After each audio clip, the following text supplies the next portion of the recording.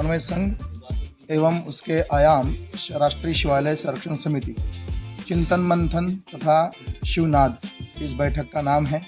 2025 में ये बैठक, और इस बैठक का उद्देश्य है कि कैलाश मानसरोवर की मुक्ति हो चीन के कब्जे से, जबकि भारत में ये बताया जा रहा है कि कैलाश मानसरोवर के जाने का यात्रा का तय हुआ है, रास्ता आसान बन गया है। लेकिन बात यह है कि दूर से दर्शन होते हैं और कैलाश मानसरोवर तक जाया नहीं जाता, क्योंकि वह चीन की परमिशन चाहिए होती है। और हमें ऐसी दूरदर्शन की वाली बात नहीं चाहिए, हमें संपूर्ण स्वतंत्रता चाहिए कैलाश मानसरोवर की। और कैलाश मानसरोवर जिस प्रदेश में, जिस प्रांत में आता है, जो भारत का पूर्व प्राचीन कालीन समय से, पौराणिक कालीन समय से भारत का अंग कहा जाता है, वो है त्रिष्टुप मतलब तिब्बत। इसकी स्वतंत्रता के लिए हमें चीन से इस विषय में, इस आंदोलन के द्वारा संदेश देना है और चेतावनी देनी है कि भाई आप सब जगह अपनी हुकूमत नहीं चला सकते। भारत एक स्वाभिमानी राष्ट्र है, स्वाभिमानी देश है, और हम अपने से जो लोग बिछड़े हुए हैं उन्हें हम वापस पा सकते हैं और पाएंगे। और आपने जो 1962 में हमारा कैलाश मानसरोवर, उसके अक्साई चिन्ह जो कि कई 40,000 हेक्टेयर ज़मीन हड़प रखी है उस समय में, तो उसको भी हम पाना चाहेंगे, क्योंकि हमारे भारत में उस समय में भारत के दोनों सदनों में, संसद में ये क्या कहते हैं, निर्णय लिया गया है कि चीन ने हमारी जो भी इंच ज़मीन हड़पी है उसको हम वापस लेंगे। तो इस तरह से हमारा जो निर्णय लोकसभा और राज्यसभा में पारित हुआ है, उस निर्णय को हम अमल में लाना चाह रहे हैं। नया निर्णय नहीं लेना है हमको लोकसभा और राज्यसभा में। तो जिस निर्णय की विस्मृति हुई है, उस स्मृति को जगाने के लिए हमारा भारत तिब्बत समन्वय संघ कार्य कर रहा है। और चीन ने जो हमारे यहाँ अतिक्रमण नीति चलाई है उसको हम विरोध करने वाले हैं। वो अपनी शांति से, अपने सुख से रहें और हमें भी सुख से रहने दें। हमारे घर में हस्तक्षेप ना करें, भारत की भूमि में हस्तक्षेप ना करें, और उसका जो अतिक्रमण का दृष्टिकोण है उसको वो अपने कंट्रोल में रखें। उसको अगर आगे बढ़ाएगा तो भारत उसको जवाब देगा।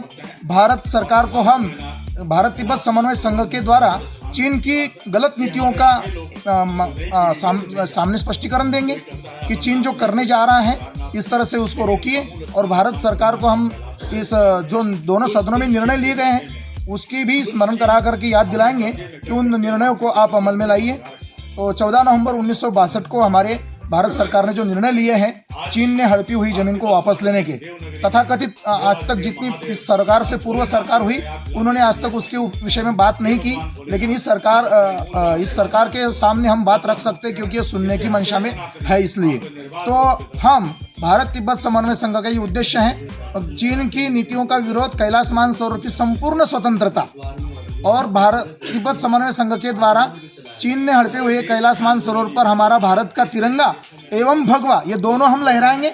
उसके इर्द गिर्द कहीं भी चीन की कोई भी पराधीनता की, गुलामी की निशानी हमको मंजूर नहीं है।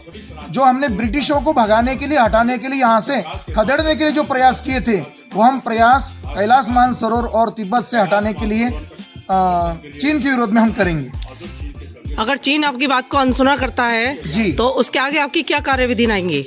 देखिए, हम शांति प्रिय हैं, सहिष्णु हैं। भारत देश जो है सर्वे भवन्तु सुखिनो की बात करता है। चीन अगर अपनी गलत नीतियों को नहीं छोड़ेगा तो हम भी, छत्रपति शिवाजी महाराज ने और महाराणा प्रताप ने, झांसी की रानी ने अंग्रेजों को, तथाकथित आंग्लों को, मुगलों को समझाने के लिए जो पहले कदम उठाए थे, उन्होंने उन कदमों की कदर नहीं की। तो फिर उनके ऊपर हमें चिंतन मंथन के साथ साथ फिर आक्रमण भी करना पड़ा। हम पहले चिंतन करते, मंथन करते और उनको हम सजेशन देते हैं और उनको सोचने के लिए समय देते हैं कि भाई आप हमारी बात सुनो, समझो। और अगर आपको समय देने पर भी अगर आप मानने को तैयार नहीं है तो फिर हम आक्रमण की बात, आप अगर हमारे पर आक्रमण कर रहे हैं, हमारी शांति पर आक्रमण कर रहे हैं, हमारी सहिष्णुता पर आक्रमण कर रहे हैं और हम हमारे स्वाभिमान पर आक्रमण कर रहे हैं, तो फिर हम भी आपकी गलत नीतियों का, अतिक्रमण नीतियों पर आक्रमण करेंगे। आक्रमण के साथ आक्रमण का जवाब देंगे। अगर आप झूठ कपट बेईमानी के द्वारा, छल कपट के द्वारा भारत में घुसते हैं तो यहाँ तो शकुनी ने छल कपट से पांडवों को सताया, उसका जवाब भी भगवान श्री कृष्ण ने, जो छलियों का महाछलिया है, हम उसके भक्त हैं। कैलाश मानसरोवर के भगवान शंकर भी भगवान कृष्ण के भक्त हैं। हम राम की शस्त्रधारी की आराधना करेंगे, कृष्ण भगवान के सुदर्शन की आराधना करेंगे और चीन को सबक सिखाएंगे कि हमारा कैलाश मानसरोवर हमें संपूर्ण रूप में सौंप दें और तथाकथित समय में तुमने कूटनीति से हमारे भारत पर आक्रमण करके हमारा जो हिस्सा हड़प रखा है अक्साई चीन हजारों हेक्टेयर का, वो भी हिस्सा हमको वापस कर दे। रही बात है कि तिब्बत की, तो तिब्बत आज भले ही जैसे कश्मीर में रहने वाले लोग कुछ दिन पहले पाकिस्तान का समर्थन करते थे, अपने आप को पाकिस्तानी मानने लग गए थे, ऐसे आज के समय में कुछ तिब्बती लोग, वहाँ के नेता या वहाँ के चीन के गुलाम बने हुए लोग अपने आप को चीनी मानने लग गए होंगे। लेकिन हम कश्मीर में अपना जैसा भारत में निर्णय लेकर के कश्मीर में हमने अपनी पूर्ण स्वतंत्रता का निर्णय लिया, ऐसा जिस दिन हम तिब्बत को पूर्ण स्वतंत्रता कराने का निर्णय लेंगे, आज जो अपनी स्मृति को भुला बैठे हैं या उन चीन की दबाव में भूल बैठे हैं, ये इसको हम जागृत करेंगे। वही तिब्बती लोग कुछ समय के बाद में, तिब्बत स्वतंत्र होने के बाद में भारतीय मानने लग जाएंगे या खुद को स्वतंत्र तिब्बती मानने लग जाएंगे, चीनी नहीं मानेंगे। हम उनको उनकी स्मृति याद दिलाएंगे जो भूले हैं, भटके दबाव में अपने आप को, अपनी स्वतंत्रता को भुला बैठे हैं, स्वाभिमान को भुला बैठे हैं, अपनी राष्ट्रभक्ति को भुला बैठे हैं। उसको याद दिलाने के लिए भारत तिब्बत समन्वय संघ, हमारे भारत के साधु संत, राष्ट्रभक्त एवं तिब्बत के राष्ट्रभक्त, तिब्बत के साधु संत धर्मगुरु दलाई लामा, इनके तत्वावधान में, मार्गदर्शन में ये भारत तिब्बत समन्वय संघ इस दिशा में आगे बढ़ रहा है।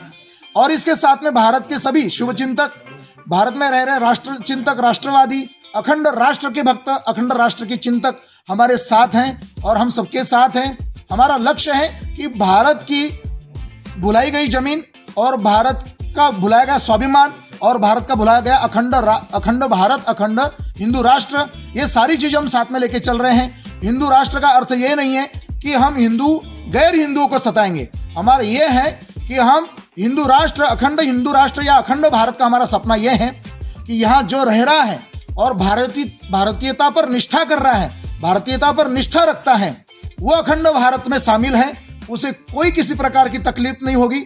लेकिन भारत में अलगाववाद निर्माण करेगा, फूट डालेगा, तो फिर उसको भी हम अंदर के अंदर अपने भीतर ही हम सबक सिखाएंगे और हम उसमें भी राष्ट्रीयता का निर्माण करने का आह्वान करेंगे। या भारत में रह रहे जो राजनीति से लिप्त होकर के राजनीतिक कुटिल नीति में भटक गए लोग हैं, उनको भी हम भारत तिब्बत समन्वय संघ के द्वारा आह्वान कर रहे हैं कि आप अखंड भारत, हिंदू राष्ट्र, अखंड हिंदू राष्ट्र, जो क्या कहते चाणक्य के समय से लेकर के या उससे पूर्व हमारे देश में पुराण काल में, महाभारत में और हमारे श्रीमद् भागवत में जो हमारा अखंड भारत लिखा गया है द्वीपों में, उस सारे भारत पर हम अपना क्या है कि अपना संदेश देंगे बंधुत्व का।